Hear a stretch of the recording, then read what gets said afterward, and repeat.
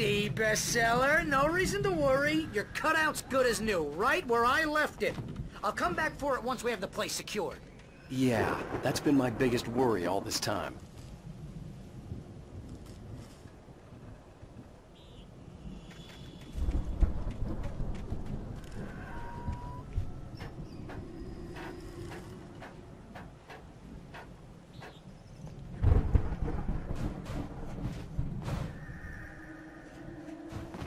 Hey, I think Alan Wake here has something to say. What's that, Al? Ooh, I'm Alan Wake. I'm always right about everything.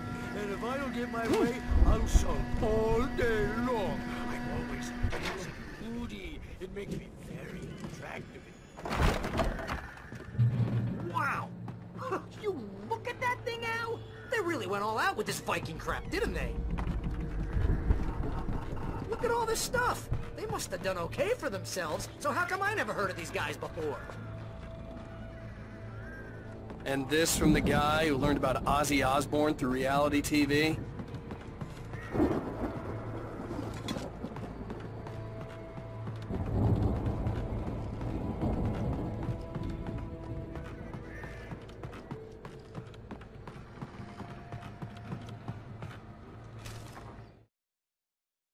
Agent Nightingale stared at the passed-out rider.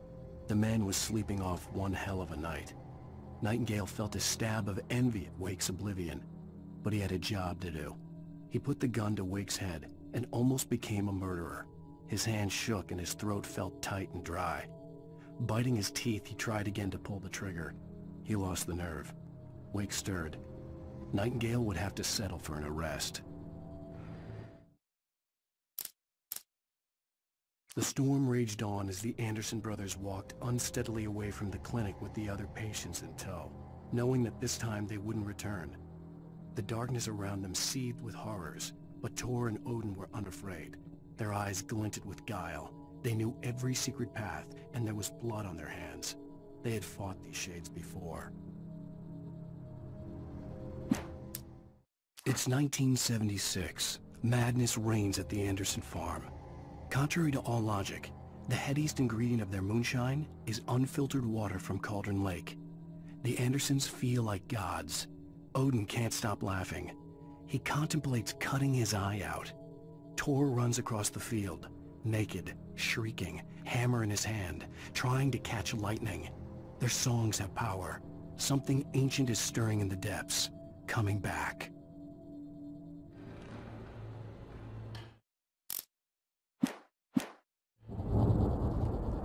The Viking boat looked imposing, almost like a battering ram.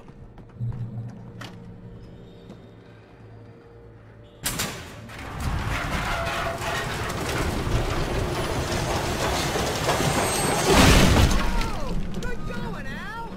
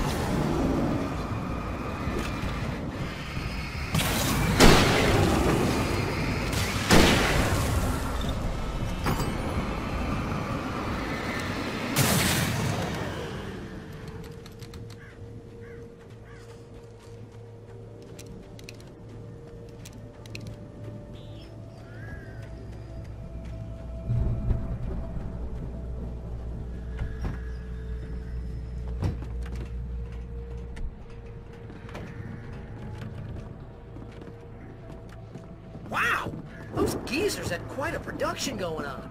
Ooh, you know what, Al? If we make it through this alive, I'm gonna start representing them. Yep, sell this stuff online, maybe get a reality show going, release a new single. Good luck with that, pal. Hey, you find us a way out of here, okay? I'm gonna take a closer look at this stuff. Be careful, Al!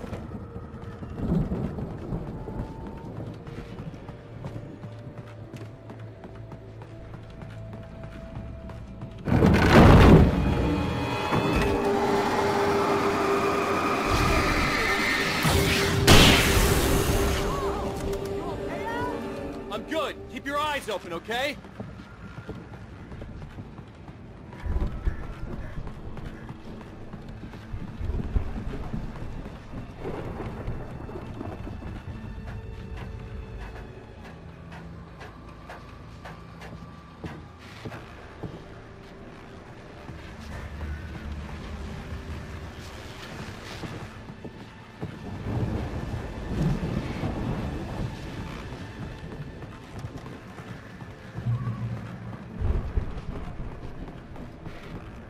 The elevator was dead. I'd have to get some power to it first.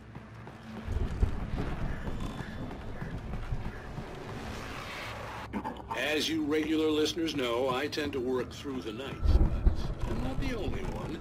Deputies Mulligan and Thornton are taking a couple of moments off their busy schedule to join me here in the studio. Boys, how busy are you? Dear Ghost is almost here as well.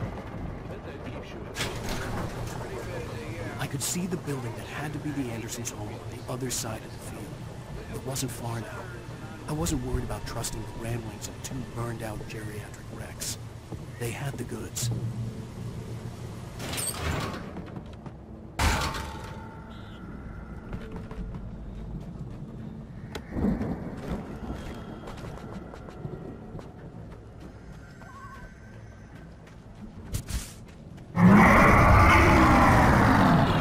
You've got to be kidding me.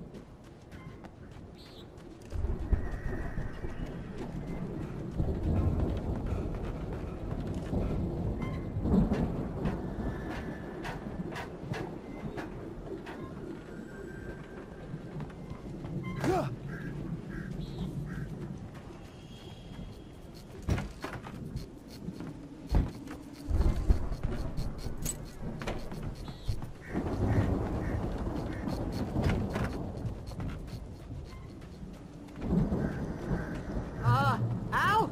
Is that you out there, buddy? Yeah, it's me. Hey, let's go, man.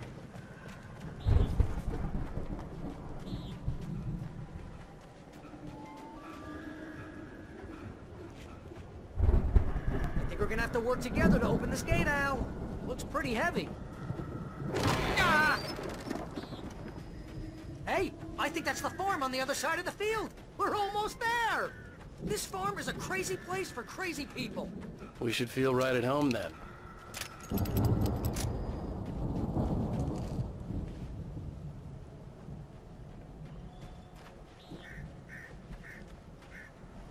Come on, one more gate. Let's do this thing.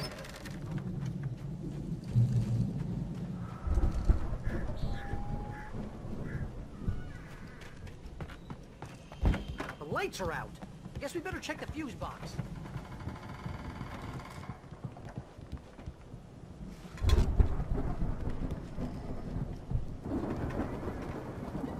The power downstairs was out, but I was sure I could fix that at the fuse box. You know, this place looks kind of lived in. I thought the Andersons were on the booby hatch. Yeah, I don't think they keep too close an eye on them at the clinic. They seem to slip away a lot so they can get wasted. No kidding! Those guys sound awesome. Again, Alice's screams rang in the stillness of the night. I saw myself run toward the cabin, flashlight in my hand. I followed my past self. I was an out-of-body observer, a time traveler in a crazy drunken dream. This was the beginning. The night Alice had disappeared. The mystery of what had happened during the missing week was about to reveal itself.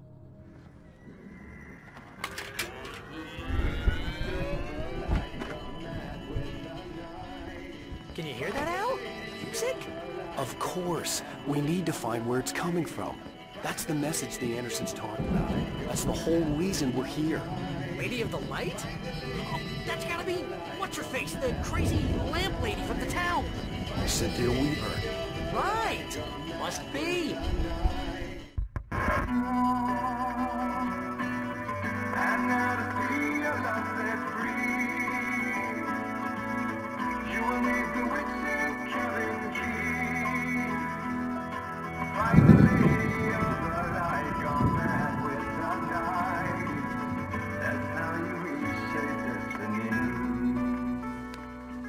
Okay. We need to find Cynthia Weaver. We'll stay here for the night and head back to town as soon as it gets light. Hey, Al. Lots of hours before dawn. Might as well get some rest. And by rest, I mean drunk. Come on, Barry, this is... Yeah, what the hell?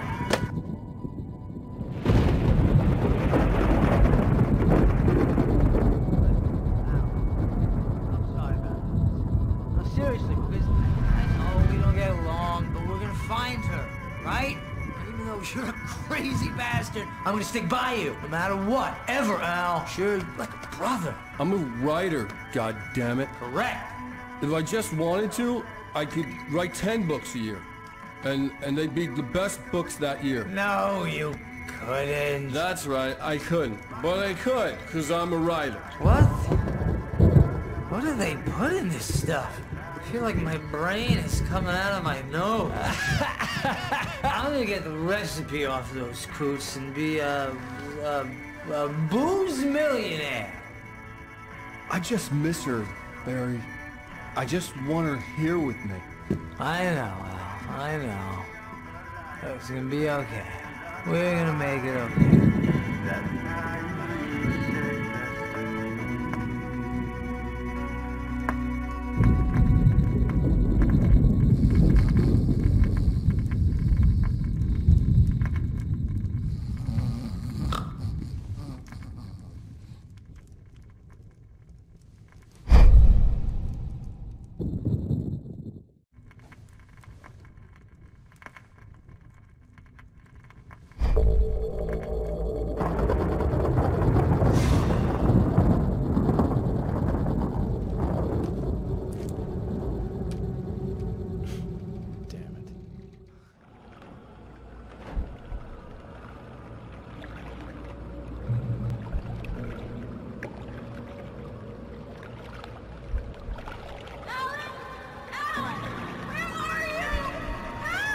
Alice, I'm coming. It's all right. I'm coming. It was a crazy drunken dream, and yet it was more than that. It was the truth, a suppressed memory unearthed by the Andersons' moonshine. I was there, an out-of-body observer. This was the night Alice and I had arrived at Bright Falls, the night Alice had disappeared. I had a chance to find out what had happened. Alice? I remember Alice! being surprised to see the cabin dark. Alice would have never turned the lights off.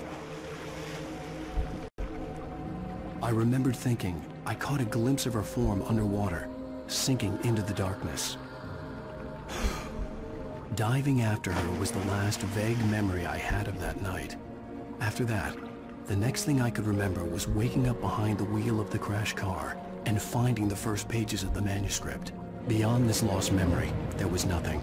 I had to follow the footsteps of my past self to find out what had happened that night. I couldn't find her in all that blackness. I must have thought she drowned.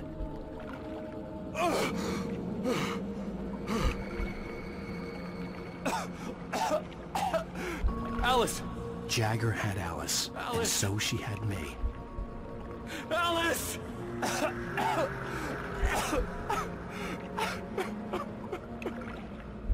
I'd been easy prey. Look at the cabin. Is there someone in the window? Alice? Maybe she didn't drown after all. Maybe she's inside. Alice! Yes.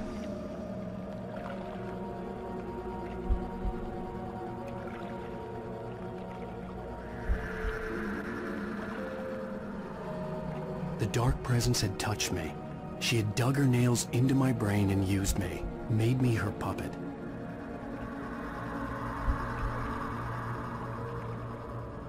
She must be here somewhere. Maybe upstairs in the study. Alice! Yes, that's where she is. You can apologize. Alice! You'll laugh at the whole thing together and put it Alice? behind you. She's not here. You were foolish to think so. No, she's dead. She drowned. No, no, no! It's your fault your wife is dead. You are guilty. All she wanted was to help you right. You killed her. Ah!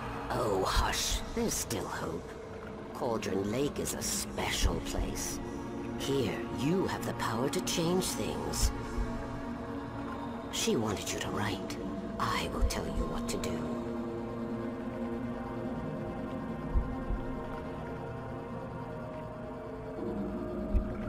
You can write her back. The story will come true, and all will be well again. She had Alice, and the manuscript was the ransom for her.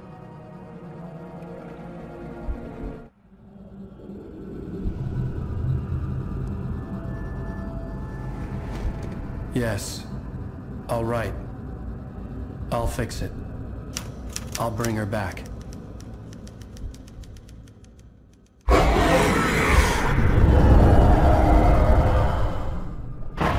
No. I wrote it. I remembered it all now. In the dark, I'd written for days, a week, almost a complete manuscript of a novel entitled Departure. Jagger had been my editor, whispering in my ear, making sure that the unfolding story would make her more and more powerful. I thought I was saving Alice. Even with the cobweb she put in my head, some part of me had been aware enough to write my escape into the story, to bring a light into the cabin to release me before I could finish, to interrupt the horror story before the ending, where darkness consumed everything and everyone. Zane was weak and far away, but I had written him into the story, and his light had been enough to set me free. It isn't here now. I'm here because it was written. I brought the light to set you free. You must hurry. It will know I'm here. It will be back soon.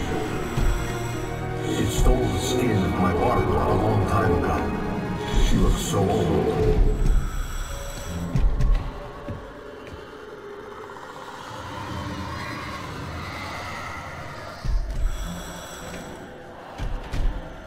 I had woken up, confused and groggy, my mind consumed by darkness and fear. All I could do was to escape.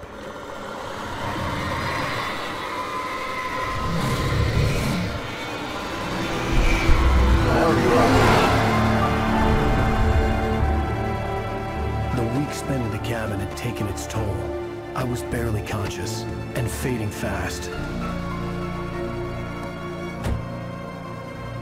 It had to have cost Zane terribly, thrown him even deeper into whatever dark place he now haunted. But he had managed to weaken the dark presence, kept me safe that night.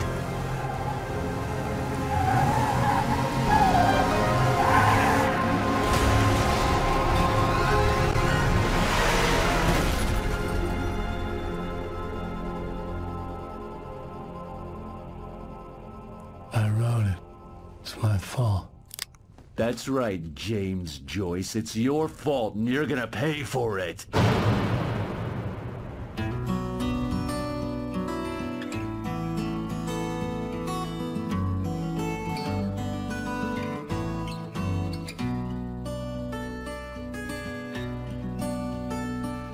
There's an altar